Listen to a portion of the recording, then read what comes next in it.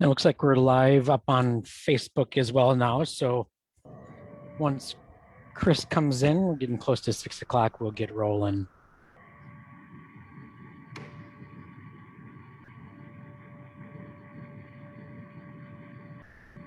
How you doing, Gary?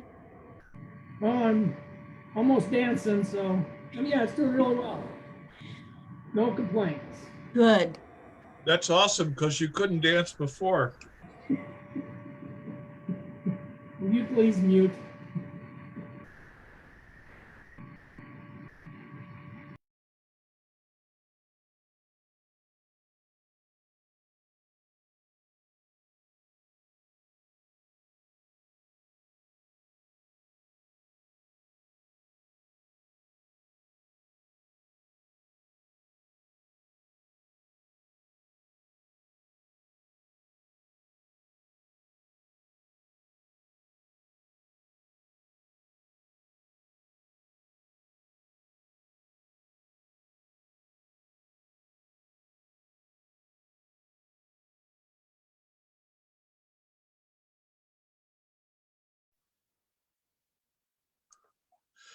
Hey, Gary, we have to go up north past the Caddy Shack next week.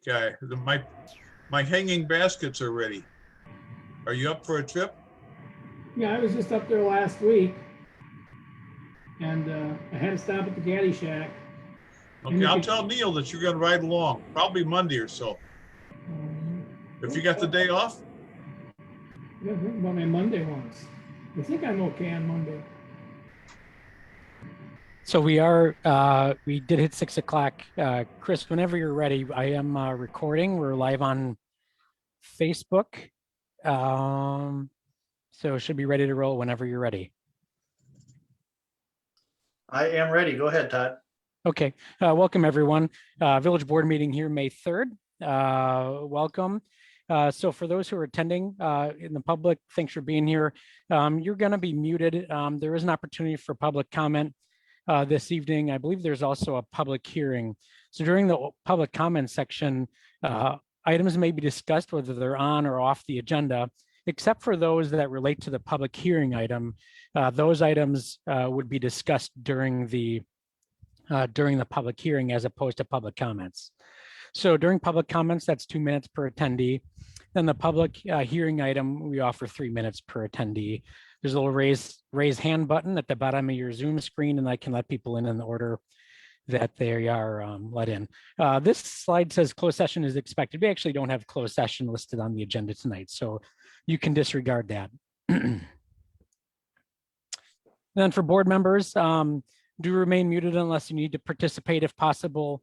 And other participants in the meeting, have your cameras muted as well unless you're participating. And then votes will be taken by roll call.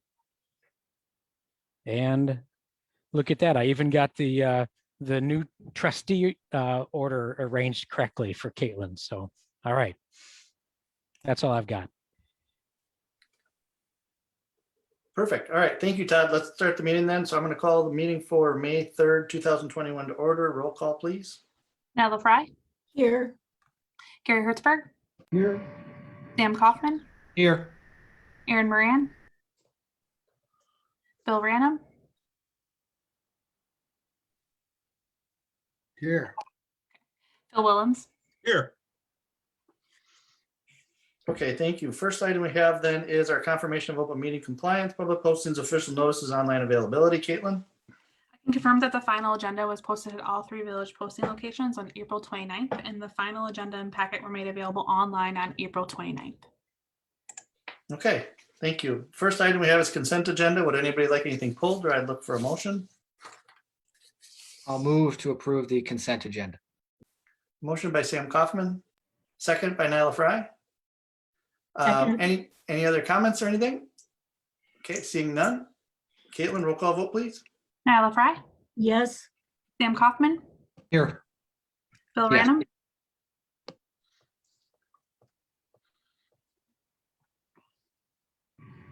Here, yes. Chris Elner, Yes. Phil Willems, Yes. Gary Hertzberg. Yes. Motion passes. Okay, next item we have is public comment for anybody who'd like to make any comments for anything that's on or off the agenda. This evening, if you'd like to, please raise your hand and Todd will call you in. That's the little button Sure. he referred to earlier. Yep, I have one already. Greg Gentz. I will allow him just to participate. All right, go ahead, Greg. Okay, can you hear me? Yes. Yes. Go ahead. Yeah, my name is Greg Gentz. I'm a bit new to all of this, and it's my first village board meeting. I'd like to thank every one of our elected officials. Doing the work of the village, I'm sure is extremely time consuming, at times contentious, but hopefully very rewarding. I'm personally here today to gain information about our diversity, equity, and inclusion ad hoc committee. Specifically, I'd like to understand what was the need and conditions under which the ad hoc committee was formed.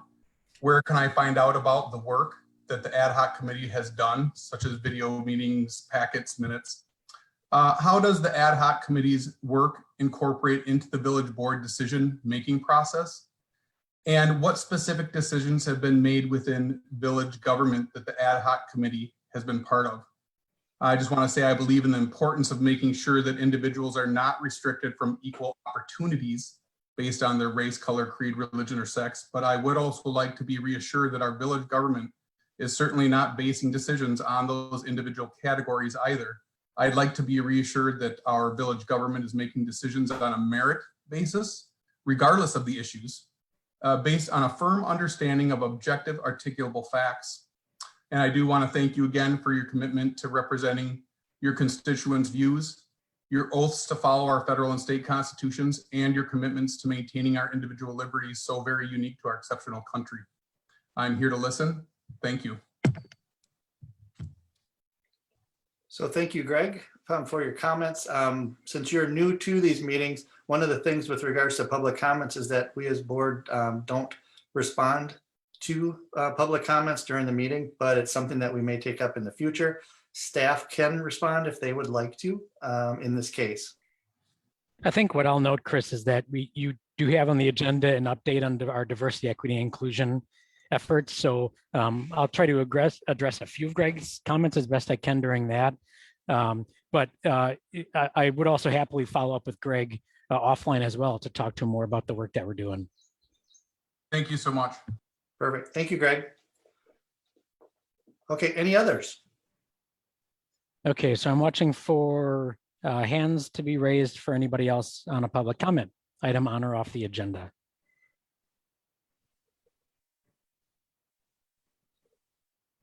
Okay, seeing none at this point, Todd, I'm watching it as well. I will say welcome to Sam Kaufman, Sam's first meeting tonight. Sam, any words you'd like to say other than I'm saying welcome to you? No, not really, other than I'm ready to get my feet wet. All right, well, that sounds good. Perfect. All right, seeing that, then let's move on to our next item, which is a presentation resolution honoring World Migratory Bird Day. So I know we have a proclamation resolution that I'll be reading. Todd, is there anybody else introducing or stating anything about this? We have on the meeting with us tonight, Bill Frederick and Jeff Carls, both from Public Works. I know Jeff Carls works a lot on our Bird City stuff. So after you read the resolution, he might want to say a few words. Okay, so we need to make a motion first, correct? Okay, so do we have a motion for the resolution number 21, resolution honoring World Migratory Bird Day? So moved. Motion by Gary Hertzberg, second by Bill Ranum. Okay, any other comments quick? Otherwise, I'll call to question vote. Caitlin, please. Sam Kaufman, Yes. Bill Ranum, Yes. Chris Zellner, Yes. Bill Willems, Yes, Gary Hertzberg, Yes. Nyla Fry. Yes, Motion passes. Okay, so for our resolution, I will try to be as loud and clear as I can, so hopefully my microphone is working well tonight. Whereas migratory birds are some of the most beautiful and easily observed wildlife that share our communities, and whereas many citizens recognize and welcome migratory songbirds as symbolic harbingers of spring, and whereas these migrant species also play an important economic role in our community, controlling insect pests and generating millions in recreational dollars statewide, and whereas migratory birds and their habitats are declining throughout the Americas, facing a growing number of threats on their migration routes and in both their summer and winter homes. And whereas public awareness and concern are crucial components of migratory bird conservation. And whereas citizens enthusiastic about birds, informed about the threats they face, and empowered to help address those threats can directly contribute to maintaining healthy bird populations.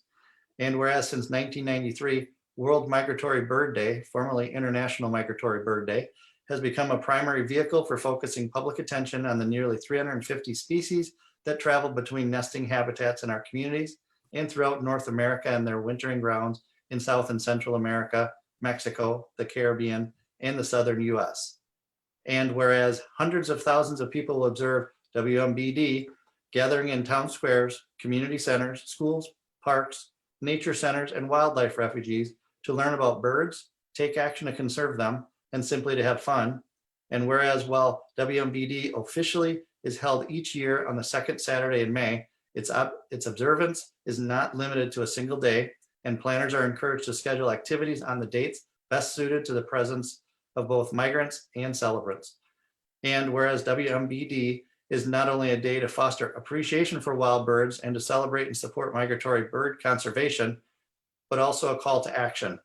Now therefore be it resolved that the Village Board of the Village of Waunakee do hereby proclaim Saturday, May 8th, 2021 as World Migratory Bird Day in the Village of Waunakee, and urges all citizens to celebrate this observance and to support the efforts to protect and conserve migratory birds and their habitats in our community and the world at large. Passed and adopted this third day of May 2021. So thank you, Jeff and Bill, for being here tonight. And congratulations. And what would you like to add, Jeff? Can you hear me? Yes, I can. All right, thank you for doing this. This weekend, we are actually going to have a group of volunteers. We're going to build 14 bluebird nesting boxes to be installed throughout the village in our conservancy areas. So that's how we are celebrating this year. That sounds great. So 14, where would they be located? If you got just some general, so if people want to go and see them. The Bowles Conservancy, the Castle Creek Conservancy, and the Prairie out at Rip Park. That's great. Thank you so much, Jeff, for you and the volunteers and whoever's helping to put those up and get them established here in our community. Bill, did you have any comments you wanted to make this evening? No, I just wanted to thank the board as well for the support and for Jeff for his efforts and following through with this every year. I think we all echo that. So thank you, Jeff, on behalf of the board. I would say it's all from us as a board. All right. Thank you, guys. All right, next we have under public hearing to discuss and take action to approve update to park impact fees. I see Renee popped on there, Sue right there. Okay. I will, who's introducing? I can start. Go ahead, Sue. So the item before the board tonight is the annual review of the park impact fees. The methodology that we are using to calculate impact fees in the village has actually same methodology since early 2000s. Most recently updated in 2018 with our help of the consultants from Virchow Krause. Our fees are calculated annually on a careful review of the value of all of the park improvements throughout the village that were funded by village dollars, and then divided by the number of citizens throughout the village. So we calculate a value of park improvements per citizen, and we review those costs again annually. And then as new residents come into the village, those park impact fees are paid to help improve parks for the future that serve those new residents of the village. I work with Renee, the finance department. She does all the heavy lifting when it comes to the math and the numbers. We took the recent update to the park committee earlier this year. They are recommending approval. There is an increase in the fees proposed this year.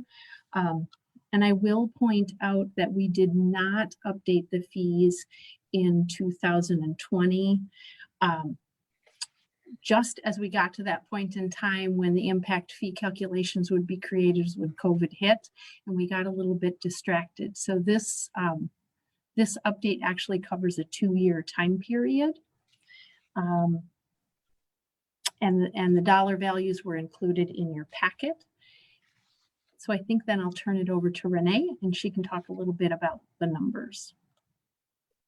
Yeah, so the way this is calculated is we, as Sue said, we take the value of the village parks that the village put in. So this excludes any developer added parks because we want the true cost of what the parks in the village would cost. So what we do is we take the replacement value, which is in our insurance policies. So we're getting what, so if we had to put in a new park or a new part of a park, like a park shelter, we use the values of what we think it would cost to replace, not what it cost originally when we created that park, because we'd probably be way under on what we were collecting to be able to make these improvements. I don't know, I'm happy to answer any questions. Maybe you want to open the public hearing up first, or maybe Nyla has a question right away. Actually, Nyla, why don't we wait for our questions until after the public hearing, if that's okay? Anything else that Sue or Renee want to add? Oh, I just did want to say, just on the calculation, Sue mentioned we do calculate it based on a per person basis, but then each different type of impact fee has a calculation within that. So a single family home is considered to be an average of 3 persons per household. A multifamily home is 2.04 persons per household. And then group quarters is our third category that we adopted for the first time with this new 2018 study. That is considered 1 person per household. So that factors in as well, based on the type of building permit that is taken out, that's what they are charged. All right, thank you. So then for our public hearing, I'm going to open up our public hearing right now. It is 6:15. If you'd like to comment on this, please raise your hand and Todd will bring you in. Okay, I've got my eye on the attendee list. Just click the raise hand button.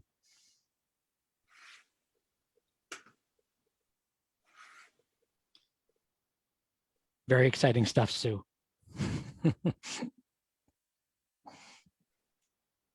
No hands there, Chris. All right, so we'll give it the proverbial going once, going twice. Okay, then I'm going to close our public hearing at 6:16 at this point. Nyla, you had your hand up first, so go ahead. Yeah, I have a couple questions. Is a duplex, how is a duplex classified? I believe a duplex is considered single family housing, and then anything above 2 would be multifamily. Is that correct, Renee? No, I'm actually I pulled out the impact fee schedule that that the building inspectors and those issuing the permits use. Duplex or multifamily are. Oh, it is, okay. Thank you. Single family is truly a single family residence. Duplex or multifamily gets charged the multifamily rate. Okay, and then group porters, what exactly, can you tell me, give me an example of a group porter? Do you want me to jump in, Renee? Sure.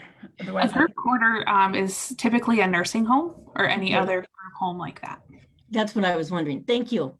it can also be if we had any dormitories or jails within our jurisdiction, that also typically falls under the definition of a group quarter. But ours is in our memory care or nursing home type facilities. Okay, thanks, Nyla. Any other questions, comments from board members? Phil, Parks Committee? Thank you. Although you changed chairman, it would be proper for me to let Gary answer that right now. We haven't changed yet officially, Phil. That's still coming up. Okay. I'm I'm sorry. Yes, we kind of like this. We realize this puts us on the high end a little bit. But then again, our parks are better than any parks in the area and they get a lot of use. And since they're better, replacing them would cost a lot more. So I think what we got on there is pretty much needed. Gary? No, I think, as Phil said, I think this served us well. You know, we got a long track record of using this formula. So I think it's spot on. Okay. Any other comments? Okay, then I would look for a motion. That's make been a mo- presented. I make a motion, we approve the resolution approving the updated park impact fees. Okay, motion by Phil Willems. Do we have a second? Second by Bill Random. Okay, any other comments? Okay, seeing none, roll call vote, Caitlin? Bill Random, Yes. Chris Zellner, Yes. Bill Willems, Yes, Gary Hertzberg, Yes, Nyla Fry, Yes, Sam Kaufman. Yes. Motion passes. Okay, thank you. Next, we have licenses and permits. Discuss and take action on change of agent for Quick Trip Inc., DBA Quick Trip 832. Caitlin? Included in your packet tonight is a request from Quick Trip to change their agent. This requires village board approval. The application of the replacement Zachary Cooper was included in your packet. It has been reviewed by the police department and there are no issues with this change. We, as staff, recommend approval. Any questions, or I'd look for a motion? motion to approve. Motion by Gary Hertzberg, second by Nyla Fry. Any comments, questions? Raise your hand. Okay, seeing none, roll call vote, please, Caitlin. Chris Zellner, Yes. Bill Willems, yes, Gary Hertzberg, Yes, Nyla Fry, yes, Sam Kaufman, Yes. Bill Random. Yes. Motion passes. Okay, next under new business, we have discussion and update regarding COVID-19 pandemic. Todd is, let's see, I don't see any of the others I here. don't see Scott with us tonight, but perhaps Dr. and Trustee Random would be willing. So again, you probably read in the news, sort of the younger groups that are being affected more. We certainly have less people in the hospital than we did as our average through the rest of the timeline. We continue to encourage people to get their vaccine. But and otherwise, it's been more calm. How's that? That was a similar bill to what I heard during the call with emergency management earlier today. They reported sort of a similar perspective. And also, I think most people have now heard that there's additional restrictions being lifted or made a little more relaxed in the next few days here. So I think that goes into effect on the 5th. I'm correct. So again, still going in the right direction. Interestingly, the only note that I heard, the rise that was noted by the staff from the county today was high school age students, and they connected to students having lunch together in their cars during lunch break. is sort of a slight uptick in that. Anyway, that's the anecdote for the day. Okay, any questions for anybody for Dr. Random if he's willing to take them, or Todd? Go ahead.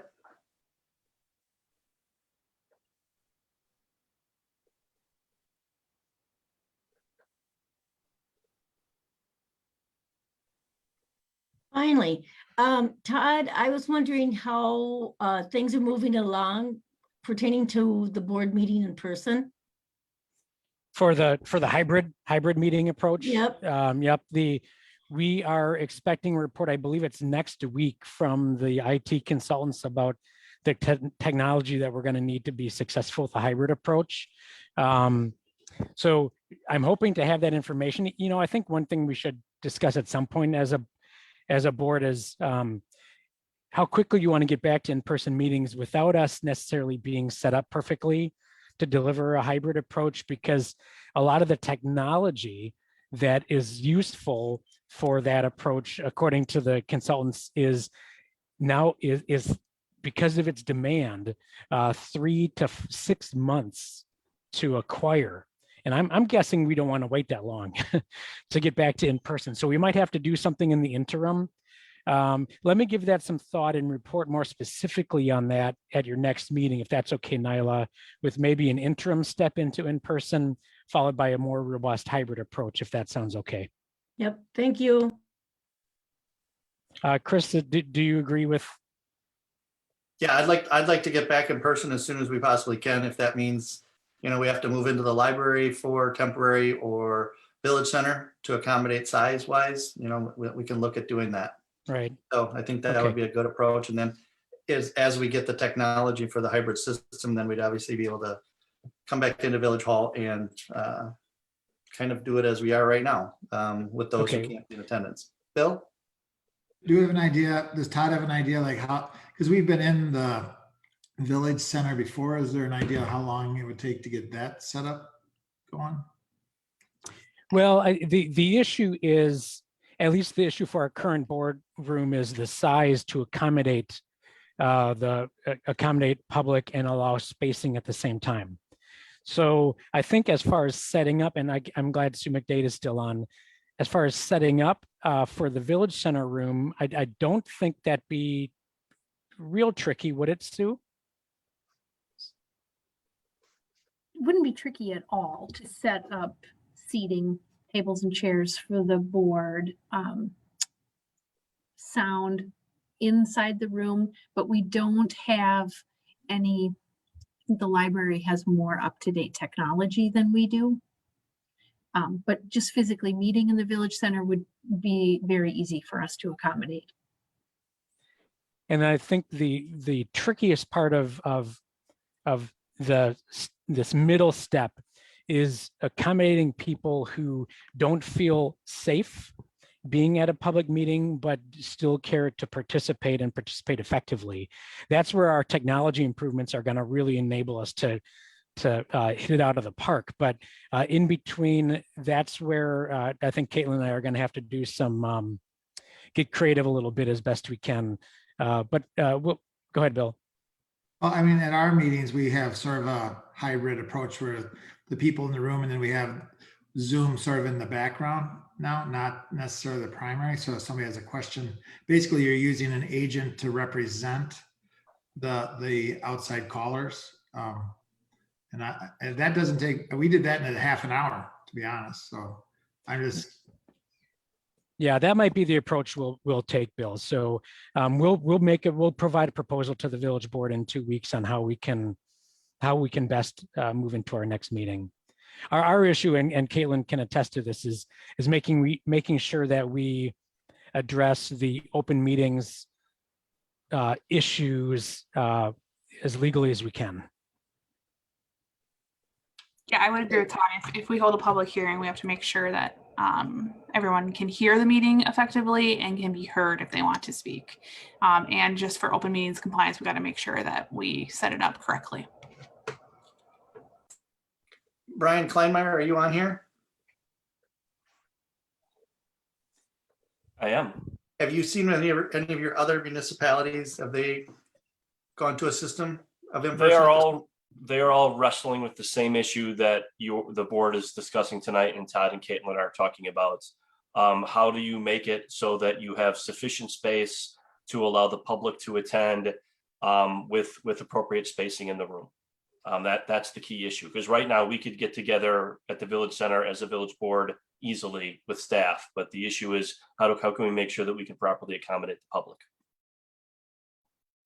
And other municipalities are looking into this hybrid approach that Todd and Caitlin were discussing. So I've been trying to shoot for June. If we could get something done for June, that would be amazing. So obviously, if you're bringing something back in 2 weeks, we may have that opportunity. So Okay, continue. we'll that strive for work that, and Chris. see what we can do. Mm-hmm. Okay. Anything else then with regards to our updates for COVID-19 for anyone questions? Okay, I don't see any, so we'll move on. Discussion update on diversity, equity, and inclusion initiatives. Todd, go ahead. I appreciated Mr. Gentz's comments earlier today during the public comment, and he's already emailed me. So thank you, Greg. I'll be in touch we'll have a good conversation offline, and we're happy to spend as much time or as little time as you'd like to talk through some of those things.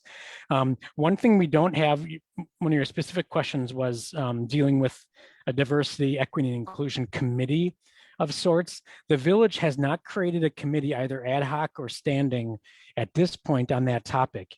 It's been led, the work has been led by the village board with assistance and additional leadership from village staff at this point.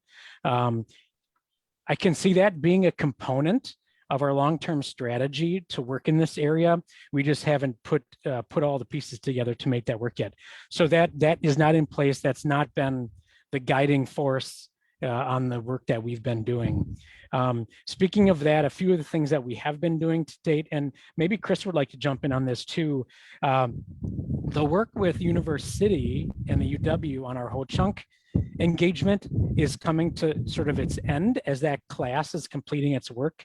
They've really done some impressive things, including just recently a series of public meetings through the village library. The first one I think was on the 29th, but they do have their second meeting for public on May 6th. That's at 6:30. So I think if you go to the village's library Facebook page, you can find login information and participate in that event. Chris, what else do you want to add? I know you've been following along closely, as has, I see Tom Wilson in here too. Tom Wilson is in here too, who is on the part of the team working with University on the Ho Chunk work. Yeah, I would just add, I mean, you pretty much hit it already, Todd, but the engagement of it from the students, how strong they were with taking this project on and looking at all the different angles, and then providing the feedback that is very helpful to our community. As you see, if you can jump on the 6th, you'll see how all the work that they've put in. And I think it's just been an amazing job for them, as well as from our Ho Chunk partners, all the different views of our Native American friends and their heritage here, and learning all about that. It's been a really nice way for the community to hear things, and it will continue to do that. I think it's important that we always are looking at our heritage, as well as the university. If we have another opportunity with them for others in the future, that'll be another thing I would like to look at. So. Yeah, they did a nice job. One thing the board might be looking at in the very near future is a land acknowledgement that we can incorporate into some of our governing practices. So stay tuned for that.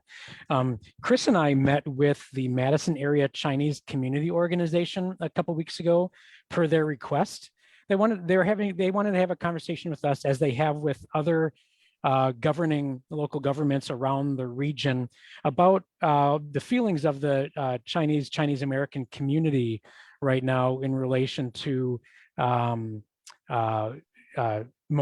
times of hate and abuse upon the Chinese American community that's being felt.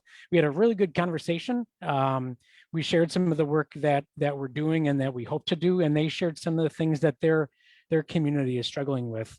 That was on April 8th that we met with them. Chris, was there anything you want to add about that conversation? No, I thought it was a very productive discussion and feedback from those who participated. I think we had 70 or 80 people. Does that sound about right, Todd, on that Zoom? That were representing their organization. Yeah, it was at least 50. And good to hear a lot of the comments that they were making, and what they're dealing with right now with violence towards our Chinese American citizens, and what we can do to help that, calm that, and not have the violence and the anger that's out there. So it was a good, very productive conversation. And then finally, I'd add that at our next meeting in 2 weeks, we're going to be considering recognition related to Pride Month, which is June. Trustee Kaufman had already indicated to me, I think to Chris, his interest in seeing us look at this. So a resolution that Trustee Kaufman actually helped craft already is in our hands to review, and the board will be discussing it in just a couple weeks. Okay. Thank you, Todd. Any questions from any of the board members or comments? Okay, seeing no hands, we can move on. All right, and I'll be in touch with Mr. Gents in the coming week. Thank you, Todd. And Mr. Gens, if you'd like to reach out to me as well, feel free at our email at the village website. Next, we have discuss and take action on 2021, 2022 committee appointments. So Todd left the building. So I think this is just for me to discuss or ask. I did my very best to try to accommodate requests from, are we talking about the village board right now or committees? They're both in there, Chris. Okay. under the same item. So I did my best to accommodate all of you and your requests for the different committees, and hopefully you were happy with those results. If you guys have any questions or anything in regards to it, please feel free to ask me.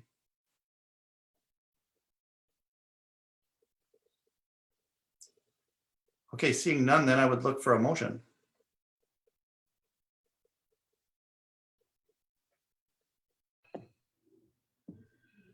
Move approval of the village board assignments.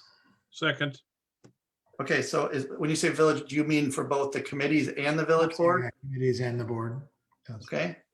Phil, are you concurring? second, Okay, seeing that, then I will call roll call vote. Caitlin, go ahead. Bill Willems, yes, Gary Hertzberg, Yes. Nyla Fry, Yes, Pam Kaufman, Yes. Bill Random, Yes. Stellner. Yes. Motion passes. Okay, thank you. Next, we have discuss and take action on Strand Task Order Amendment relating to Heritage Hills Construction Services. Kevin? Yeah, and Ken Strauss is on as well as an introduction. This is the task order. So as part of subdivisions, when they're built, we actually require, typically our staff or an extension of our staff as consultants to watch and verify that they are installing all the public improvements as required by the standards and specifications that they provided. So this is Kent's team that will be overseeing and oversight of the construction of finishing up phase 1 of Heritage Hills, and then the second phase of Heritage Hills, and then also the inclusion of completing the booster pump station and some water main extensions. So with that, I'd be happy to take any questions, or Kent as well. Board members, questions? I think it's noted, but just as a reminder, this is a cost that is billed back to the developer. Okay, thank you, Kevin. Any questions from board members or a motion? I make a motion, we approve amendment number 1 to Strand Task Order 20-05 for Heritage Hills Construction Related Services. Okay, motion by Phil Williams, second by Nyla Fry. Any other comments? Okay, easy night on you, Kent, tonight. Thanks for being here. I will call the question. Caitlin, go ahead. Gary Hertzberg, Yes. Nyla Fry, yes, Pam Kaufman, Yes. Bill Random, Yep. Chris Stellner, Yes. Bill Willems. Yes, Motion passes. Okay, and then our last item for this evening is discuss and take action on preliminary steps regarding potential sale of village-owned property at 607 Reeve Drive, current location of Country View Apartments. Brian, are you introducing this? Or is Todd introducing? Is Brian? It's probably going to be multiple tag teaming here. Brian and Renee as well is looped in on this. So go ahead, Brian. Sure. So in your packets, I think as on pages, starting at page 46, the village was contacted by Heartland Wanakee LLC. So that is an entity that currently leases the property at 607 Reeve Drive from the village. This is village-owned property. The name of the facility that's operated is Country View Apartments. Essentially, they've contacted the village. They're looking potentially to make some pretty significant upgrades to the structure and the operations on the property. But right now there is a lease. It runs through 2044, which seems like a long time, 23 years. But I think when you're talking about making improvements to property, I think the interest here for Heartland Wanakee, they would like to see if they can buy the property from us. And I think it all goes back to the fact that they're looking to make the improvements, and then they want to make sure that they are going to continue to be able to use the property. And the best way for them to do that is to own it. There's no decision that is being, the staff is not asking the village board to make a decision on a sale tonight. All we're looking for is guidance as to whether or not it's appropriate for staff to engage Heartland Wanakee, potentially hire an appraiser to get an appraisal of the property, because if the village is going to be interested in selling it, we certainly want to know what the fair market value of the land is. But yeah, this is essentially a preliminary step, but before staff was going to incur any more time and possibly any expense related to this, I think Todd and everyone else is looking to get feedback from the board. Board members, comments or questions in regards to this? Raise your hand. Nyla.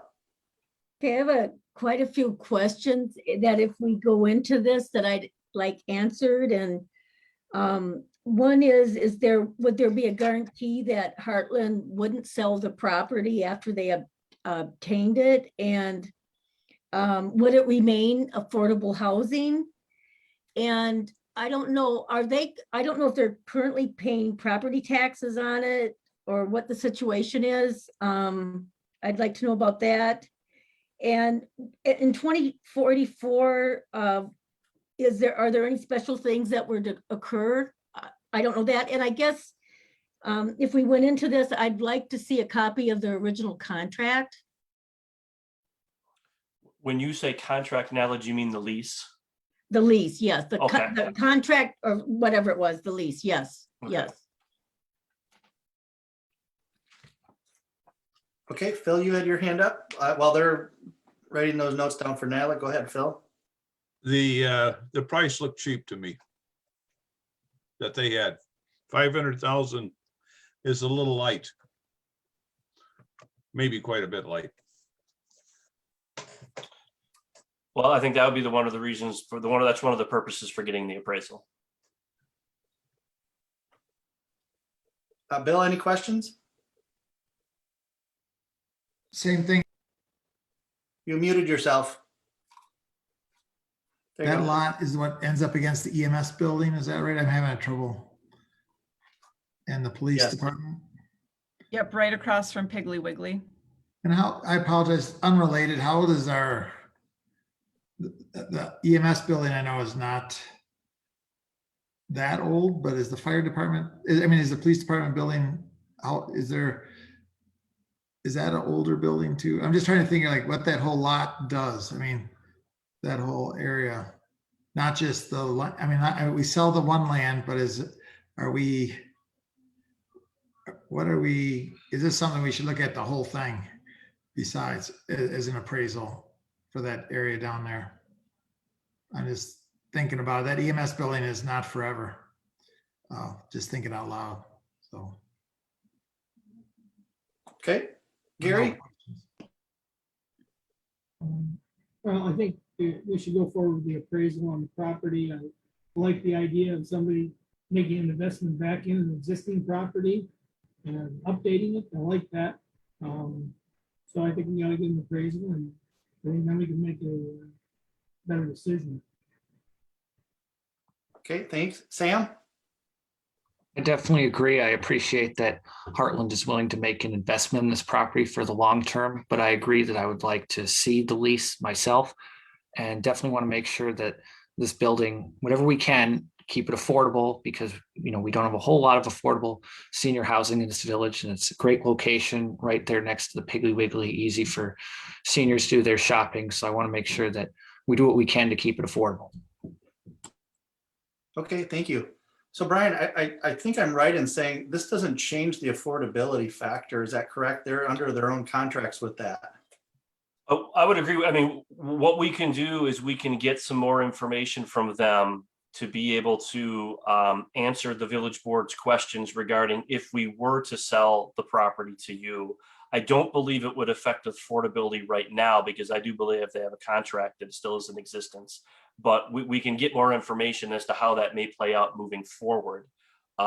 Same issue of talk to them about the fact that if we're going to sell it to them, we don't want to have it see it flipped, as Nyla was saying. But I agree with you that the sale in and of itself, I don't think would affect the affordable housing aspect of it. And to I think it was Phil and Gary for sure, maybe others as well. That was the first thing I said is we need to have appraisals done. They're going to do theirs or we're going to do ours, I'm assuming, Brian. So there'd be two different ones versus one side getting, I think that's generally how it's done. Is that correct? Yeah, I mean, you can do it that way. You can mutually agree to hire an independent appraiser. I've seen it done where each one gets an appraisal, and if the difference of the appraisals is such a threat at such a threshold, then the parties mutually will share in getting a third appraisal. But usually you start with each party getting their own appraisal to see if we're at least in the ballpark with each other. So I was, again, like Phil, when Phil said it seemed a little light, I felt the same way in regards to what that property value was, but the only way we'll know that is with an appraisal. So I think that's obviously the first step that we would want to look at.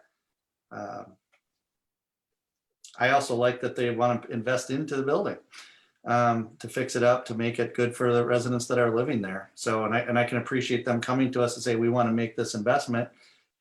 But to do that, we want to own the land to make that substantial investment. So I agree again with Nyla's question about keeping it affordable. So I think that we can there's probably an agreement they have when they signed originally that's going to run for so many years, like most of the different WIDA projects and such. It goes for a certain amount of time. So Renee, do we know that already or no? I was just kind of flipping through, but I do believe it was a WIDA agreement. I don't know what the years are. I don't know if those usually go out 50 years because this lease was a 50-year lease. But if we don't currently have that information, I'm sure we can get that. And then did you know Nyla's question about the property taxes, if they're paying property taxes currently and what those amounts are? Yeah, so they do pay, so we own the land, so the land itself is tax exempt, but they pay a tax on the improvements on the land.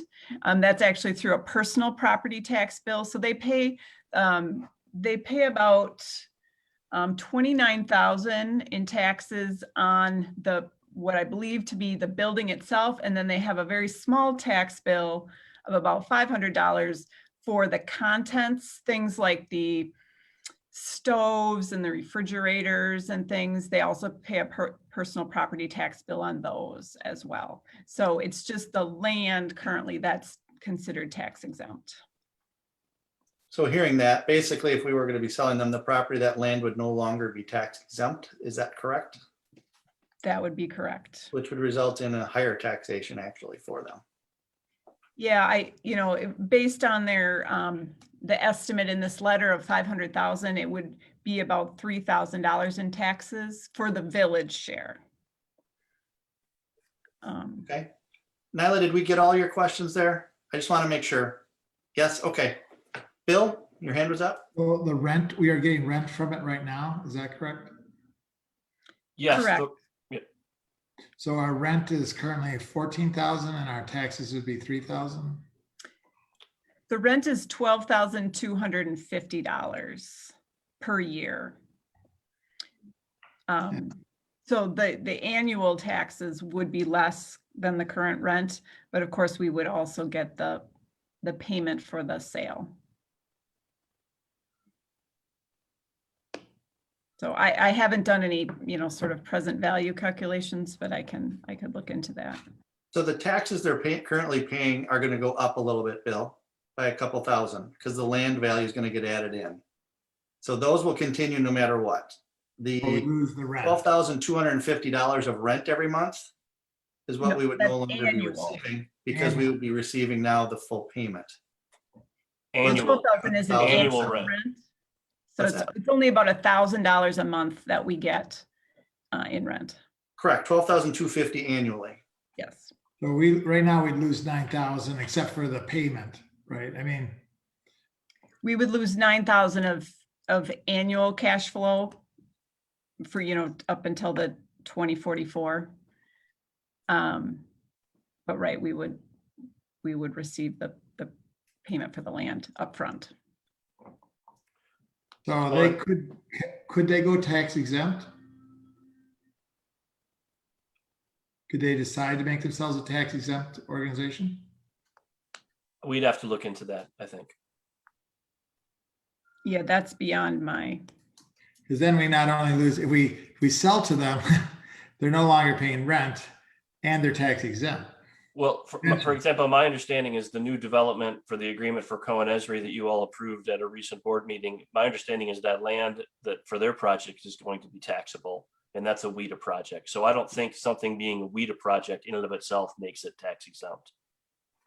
The other thing I would add is if we're obviously getting further down the road, but in a situation where the village did sell the property and they did make improvements to the structure, that would actually increase the taxation too. So I guess what we're asking tonight is, do we want to have direct staff to move this down the road to explore this possibility? So I'm going to ask that through a show of hands if you're interested in doing that. Please raise your hand. Okay, so I think everybody was up, so that was unanimous. Well, So- I also ask that we do check and make sure that they don't just become tax exempt on us. Yeah. Sure. Yeah, that's what we're going down the road, just to look at these things. And that's why it was important to get all your questions before we did that. So, okay, staff, is that good? You guys have your, Yeah, we do. I mean, we actually had a recommended motion, but I was gonna say, there is a motion in the packet that if someone wants to move in second, that officially gives staff the authority. go ahead, Nyla. I move to direct village staff to take preliminary steps regarding potential sale of village-owned property at 607 Reeve Drive, current location of Country View Apartments. Okay, I'll we have a second. motion And a second by Sam Kaufman. Any other comments? Okay, seeing none, roll call vote, please. Gary Hertzberg, Yes. Nyla Fry, Yes, Sam Kaufman, Yes. Bill Random, Yep. Chris Zellner, Yes. Phil Willems. Yes. Motion passes. Okay, thank you, everybody. I think we have one more motion to make. Move adjourn. Shockingly, motion by Bill Random to adjourn, second by Gary Hertzberg. Anything else for anybody? Seeing none, roll call, Caitlin. Nyla Fry, yes. Sam Kaufman, Yes. Bill Random, Yes. Chris Zellner, Yes. Phil Willems, Yes. Gary Hertzberg. Yes. You are adjourned. Good night, everyone. Thank you, Good night, everybody.